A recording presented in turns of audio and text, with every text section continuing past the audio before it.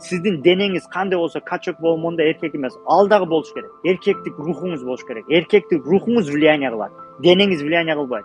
Ошондо качок балдар бар, эмелер бар, моундай здоровый турат, бирок жашоондон кыйналып атат да. Неге кыйналып атат? По идее, качок болуп, эркек ошо болуш керек эле да. Жок, ким болуп атат? Джек Ма. Кичине мындай бир качок мачок эркектин эмеси жок, бирок сүйлөгөндө бүт баары отуруп калат. Неге?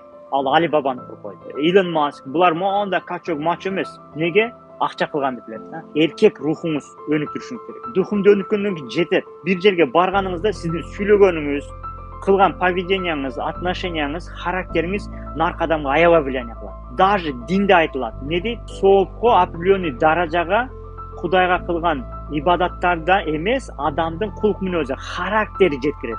Значит, сиздин характериңиз дин жактан да сооп алганга, определенный уровеньге жеткенге характериңиз өтө маанилүү. Характер өзгөрүлө алат. Мен ушундаймын эмес.